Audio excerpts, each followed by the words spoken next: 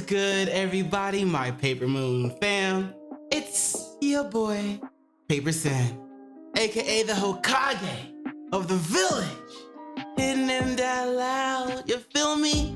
And you remember that whole issue, the whole drama with Unity earlier that happened like last month, a couple weeks ago?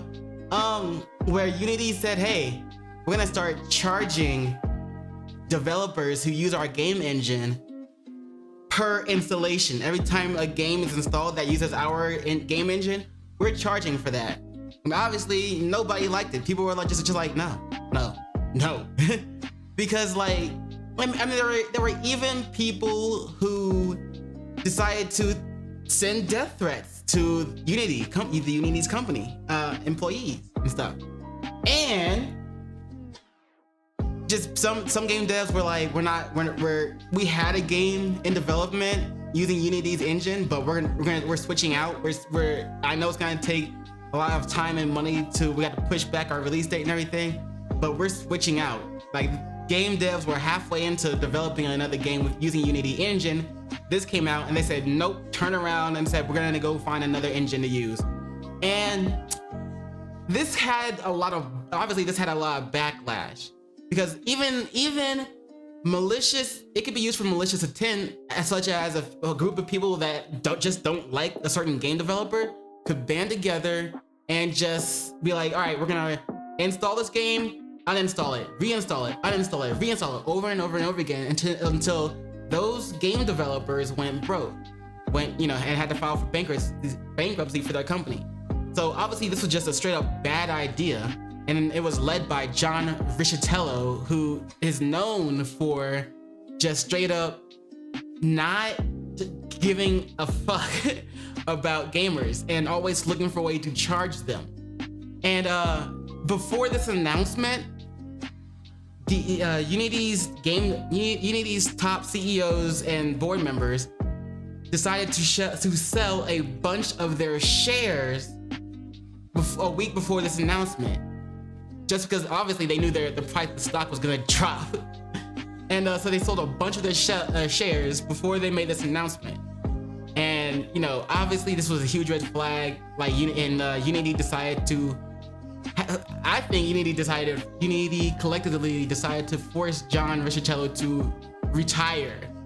But he may have done it. He may have made the decision himself and said, do one last big push before I give the middle finger out to everyone and retire from this gaming industry thing.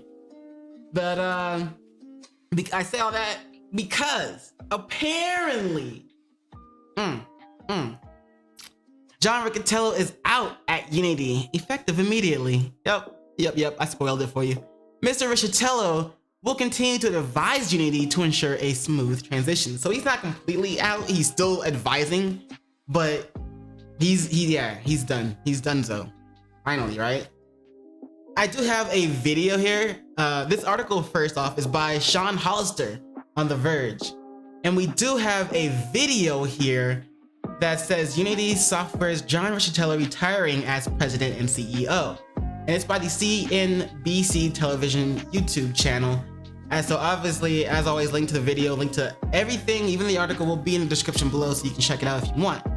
Now let's get into the article first, because I don't know how much of this video is in this article. And so I want to at least feel like I did something. So let's get into this article. Unity, the company behind the game development engine of the same name, has just announced that its president, CEO, and chairman, John Riccitiello, will retire effective immediately. The board will initiate a comprehensive search process with the assistance of a leading executive search firm to identify a permanent CEO, reads the press release, adding that James Whitehurst will step in as interim CEO, president, and board member. Mr. Riccitiello will continue to advise Unity to ensure a smooth transition. Who's this James Whitehurst guy?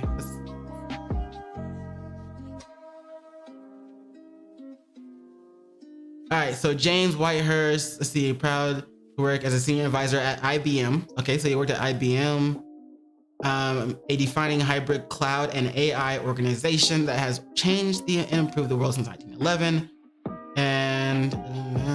Unity. All right, so he's at least worked at IBM, well, I just read what that company's about. But it's not. I guess it's not necessarily directly connected to gaming. So I wonder how he's gonna do with as a interim CEO. I wonder how long he's gonna be there too. Well, I mean, obviously until they find a new one. But will they just decide to hire him as a CEO if he's doing a good job? Anyway, the article continues. Notably, Unity's new interim CEO is an outsider. Whitehurst is an advisor at Silver Lake, a private equity firm that owns about 9% of Unity. Okay, cool. He also spent 12 years as CEO of Red Hat, an IBM subsidiary known for a specific flavor of Linux. While the press release makes no mention of it, this is happening amidst a giant game industry controversy after Unity introduced a new pricing model and retroactively changed its terms of service, breaking trust with many game developers in the process. Some threaten to never use Unity again, or even switch to a new platform in the middle of developing their next game, because of the fees Unity planned to charge every time their games were installed, regardless of whether those installs were legitimate new purchases or whether the games were developed under a different previous agreement with Unity. And here's a tweet or X post, whatever, by Megacrit. It says waving bye at Unity. Megacrit, Slay the Spire. Let's see what this is. This says, the Megacrit team has been hard at work these past 2+ years on a new game. But unlike with Slay the Spire, the engine we have been developing it in is Unity. The retroactive pricing structure of runtime fees is not only harmful in a myriad of ways to developers, especially indies, it is also a violation of trust. We believe Unity is fully aware of this, seeing as they have gone so far as to remove their own TOS from GitHub.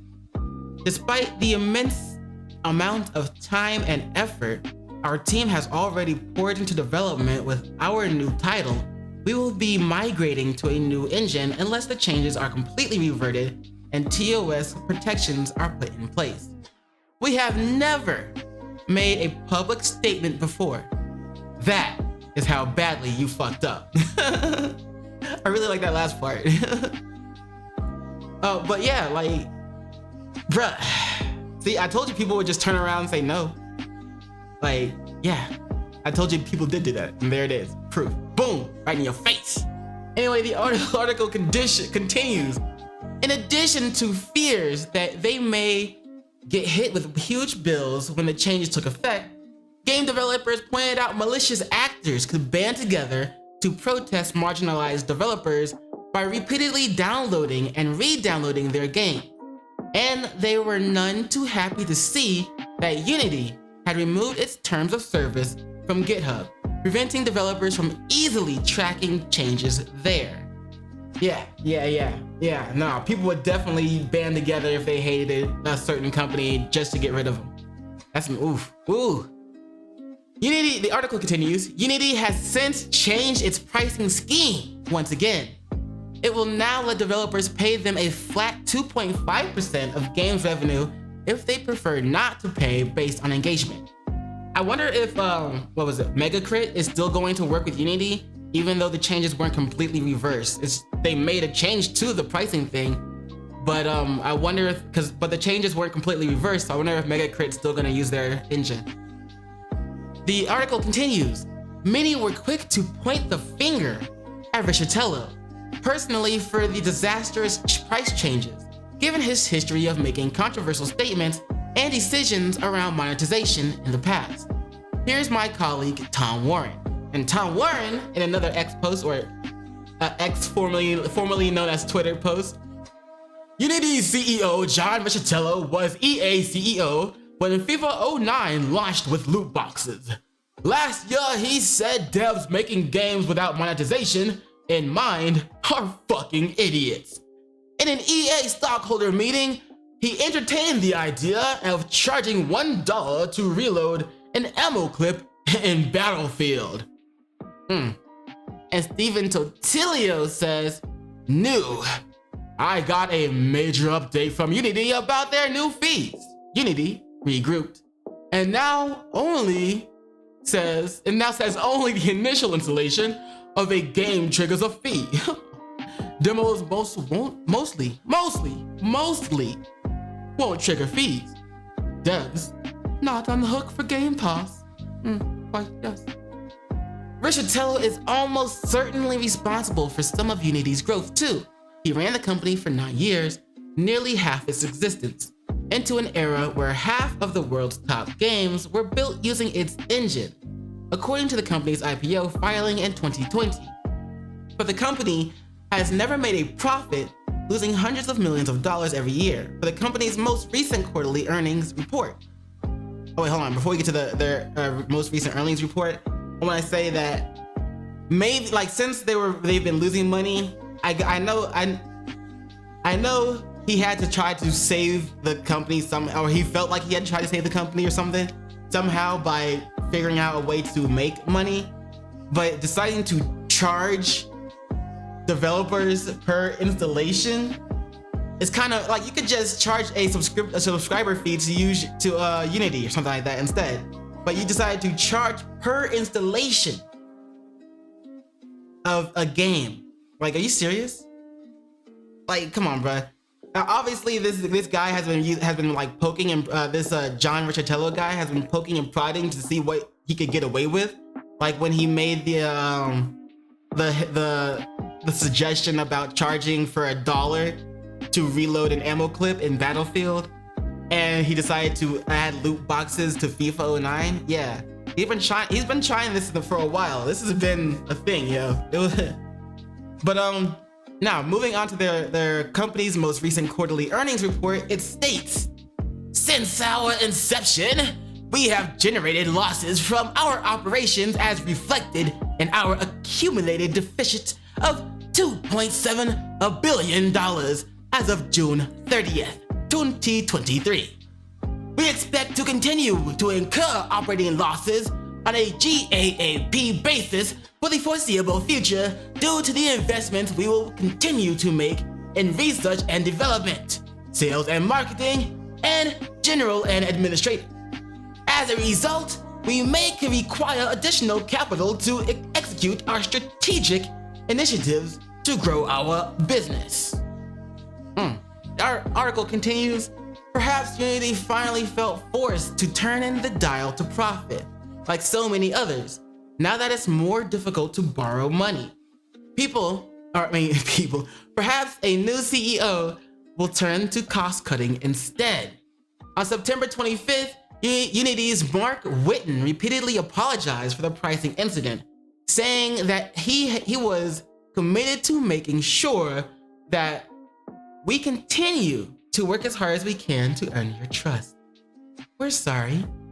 The number you have dialed, but some developers have decided that they simply don't trust the company anymore. Smart.